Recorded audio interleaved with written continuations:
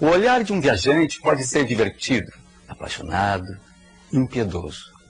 Como será que um estrangeiro viu os gaúchos e seus costumes em 1845?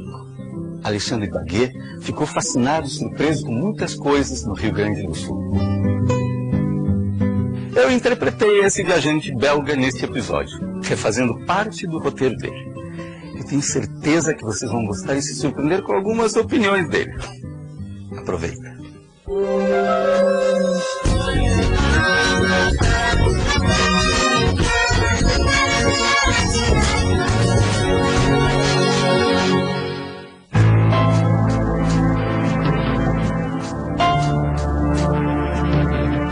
Em agosto de 1845, o viajante belga Alexandre Baguet recebeu um convite tentador, bem ao gosto do seu espírito aventureiro. Acompanharia um oficial norte-americano em uma promissora viagem ao Paraguai. Partiriam do Rio de Janeiro até a costa gaúcha e percorreriam todo o Rio Grande do Sul, do porto de Rio Grande até as missões jesuíticas, exatamente no ano em que terminava a Guerra dos Farrapos. Este é o relato de Alexandre Baguet.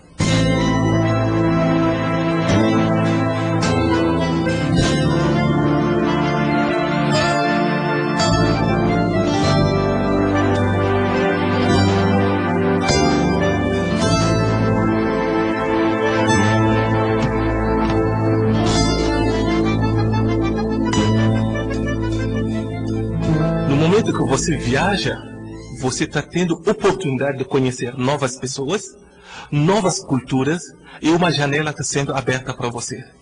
E você tem que aproveitar dessas janelas. Como eu costumo dizer, que viajar é adquirir um conhecimento. E o conhecimento é o único bem que não tiram da gente. O Baguet é diferente, então. No decorrer do depoimento do livro, né, ele mostra... entretanto, que ele não estava muito aberto a entender a realidade na qual ele se deslocava. Por quê? Porque o Baguet se mantém durante todo o tempo um europeu. No 22 de setembro, nos embarcamos por Porto Alegre. A Paraguai, a 22 de setembro, embarcamos para Porto Alegre. Após ter atravessado o canal, entramos na Lagoa dos Patos. Alguns autores afirmam que este lago deve seu nome a uma antiga tribo indígena, os Patos. Outros, que os espanhóis, à sua passagem, deixaram ali alguns patos que se teriam multiplicado ao infinito.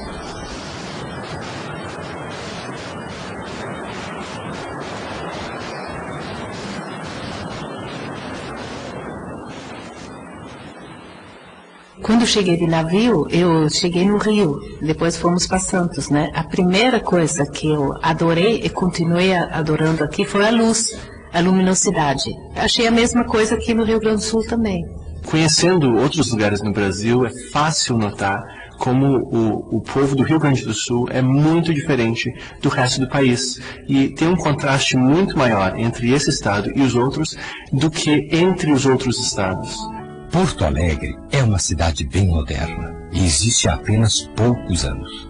Tem a vista para a enseada coberta de navios e para 5 rios dispostos exatamente como os dedos de uma mão aberta, que se lançam na baía do Rio Guaíba. Estes rios, de cursos muito sinuosos, contêm várias ilhotas soberbamente arborizadas. Ele estabelece julgamentos sobre o que vê. Tá?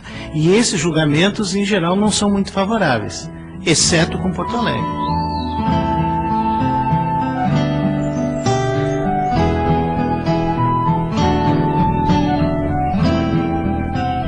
O clima desta região convém perfeitamente aos europeus. Aqui não se conhece nem os calores abrasadores do Rio de Janeiro, nem as noites frias de Buenos Aires. E a temperatura no verão é bem suportável.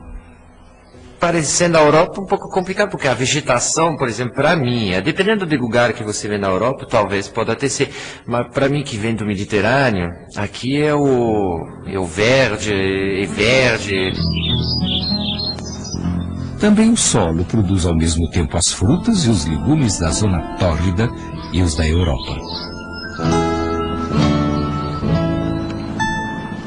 mesmo esses últimos anos que a cidade realmente explodiu, cresceu muito, ainda Porto Alegre tem vários cantos assim que são tranquilos, são calma, quietinho, que é o tipo de coisa que eu aprecio. Munidos de carta de recomendação, detalhe muito importante para um viajante, fretamos ao preço de 25 piastras um bote para nos conduzir a Rio Pardo. Tínhamos escrito os campos do Rio Grande como um refúgio de bandidos, dos quais raramente se escapa. Afirmava-se que depois da guerra de insurreição, muitos salteadores e desertores percorriam a campanha para roubar os viajantes.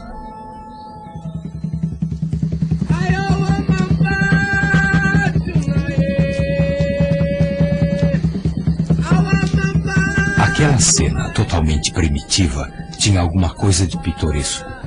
O silêncio da natureza interrompido pelo canto dos negros e os gritos dos pássaros noturnos. O vento agitando as árvores, o rio correndo silenciosamente aos nossos pés. O reflexo das chamas nas figuras de ébano dos africanos. Dança bizarra e extravagante. O senegalês, ele anda de cabeça erguida. E o negro brasileiro anda de cabeça baixa porque ele perdeu a autoestima. Ou melhor, fizeram ele perder a autoestima. O primeiro choque que eu levei foram as empregadas domésticas.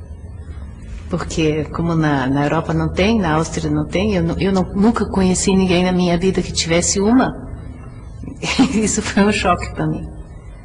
Esse relacionamento das pessoas com os empregados. Ao longo dos rios, a algumas léguas de Porto Alegre, há muitas charqueadas. Vastos estabelecimentos onde se prepara a carne seca, conhecida pelo nome de charque. Em uma destas charqueadas, vemos crianças galoparem a toda velocidade, montadas em cavalos sem sela, sem manta, tendo quadrúpede por freio, somente uma tira estreita apertada na boca. Pelo fim de setembro, desembarcamos em Rio Pardo. Vila encantadora, a cerca de 30 léguas de Porto Alegre. Antigamente só havia ali um forte dedicado a São Lourenço. Mas quando o lugar começou a povoar-se, deram-lhe o nome de Rio Pardo. Uma guerra empobreceu bastante essa província, outrora uma das mais ricas e prósperas do Brasil. Conversei com estancieiros que, antes da Revolução, possuíam até 15 mil cabeças de gado e atualmente não têm mais que algumas centenas. Ele circulou no meio dos maiores descontentes, que eram os estancieiros da época, porque esses estancieiros entraram na guerra para defender os seus interesses, tá? E não conseguiram.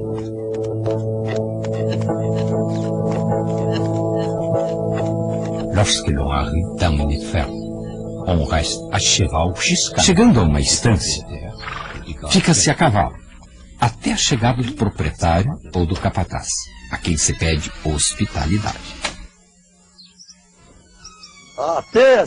A partir desse momento, você é seu comensal.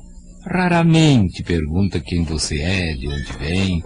Você é seu hóspede, e isso é suficiente. Quando se constrói uma habitação, ergue-se primeiro a parte da casa destinada aos viajantes, e depois a do proprietário. Gaúcho tem fama de ser muito hospitaleiro, mas austríaco também tem, e italiano também tem. Eu acho que cada povo tem a sua maneira. Francês também é muito hospitaleiro, embora os parisienses são detestados. São considerados chatéssimos, mas no interior da França são os amores. No Rio Grande do Sul as pessoas recebem vocês muito bem, mas elas demoram para abrir suas casas. Isso depende das circunstâncias. Quanto maior uma cidade, mais difícil é da gente chegar. A primeira bebida que lhe oferecem é um mate, o chá da região. Enche-se uma cabaça do tamanho de um coco, no qual se põe água fervente e às vezes açúcar, sendo essa bebida muito amarga. É um poderoso tônico e não menos poderoso nutriente. Mas nada é mais cômico do que ver um noviço tomar mate. inicialmente a minha vontade era de participar desse, acho que a palavra melhor é ritual. Mas que engraçado, sim, a primeira vez quando passa de boca em boca, assim. E ninguém limpa nada. Depois de provar o chimarrão, eu tive um pequeno problema, porque eu não gosto de chimarrão. Eu não entendo nem um pouco, né, qual é a atratividade da bebida. Ele não tem muito sabor, eu acho, comparado com o chá. O chimarrão eu já tomei várias vezes. Não é que eu não gosto, mas não estou acostumado. Então, se roda um chimarrão, eu vou tomar. Se não tem, eu não vou sentir falta. Eu teria que ter nascido aqui para realmente curtir ele. Aqui o fumo para cigarro é preto, enrolado em uma espiral da grossura do polegar. As pessoas o cortam em finas fatias, depois o esfregam na mão até pulverizá-los. O que será que Alexandre Baguet achou sobre o nosso churrasco lá em 1845? Bom, o viajante belga continua seu roteiro no Rio Grande e fica impressionado com as missões. Dê uma olhada.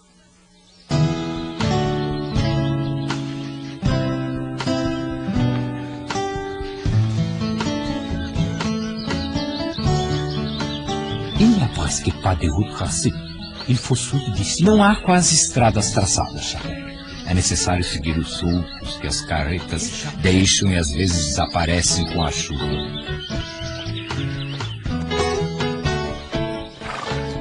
Nas planícies desprovidas de água ou durante as secas, a sede é um tormento terrível para o viajante e os animais. Levávamos sempre carne fresca que nosso guia preparava da seguinte maneira: cortar um galho verde e nele espetar uma posta, colocá-lo perto do fogo, de maneira que a fumaça passe em cima. É o churrasco, ou beefsteak, sem sal. É preciso sentir o aguilhão da fome para superar a repugnância que causa no europeu a carne não temperada.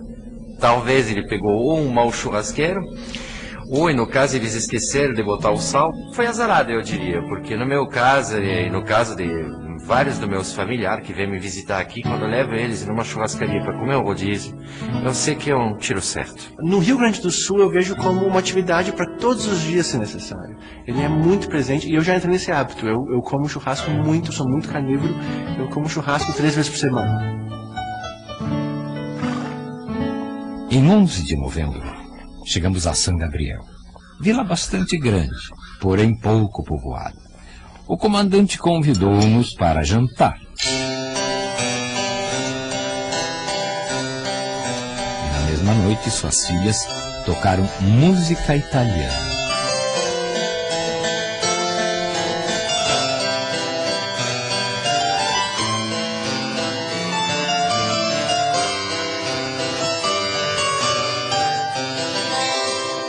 Tivemos uma noite deliciosa, meio musical, meio dançante, e nos fizeram uma acolhida cordial em toda a extensão da palavra.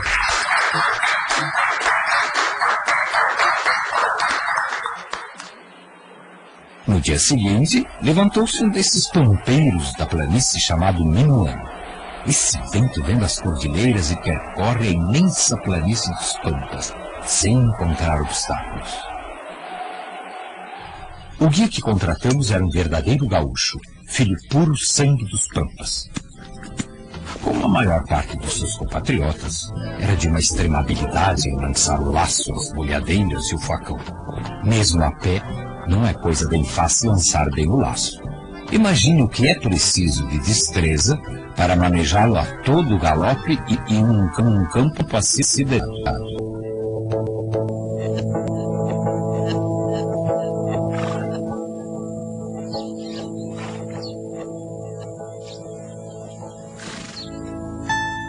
Este edifício deve ter sido notável, tendo em vista a época em que foi construído.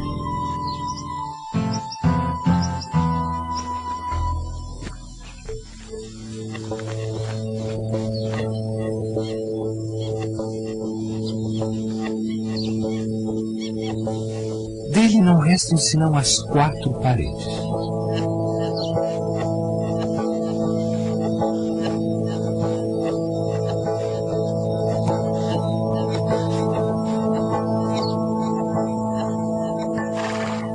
gente lê com muito prazer o depoimento do Bagué, sem dúvida nenhuma, né? E se a gente entender o homem no seu tempo, na sua dimensão ideológica e política e cultural, a gente pode até gostar muito do livro. A gente lê, eu li e sempre releio com muito prazer. Foi a nossa última e monumental visão do Rio Grande do Sul. Dali, seguiríamos para o Paraguai, através da Argentina. Nous continuerons vers le Paraguay par l'Argentine.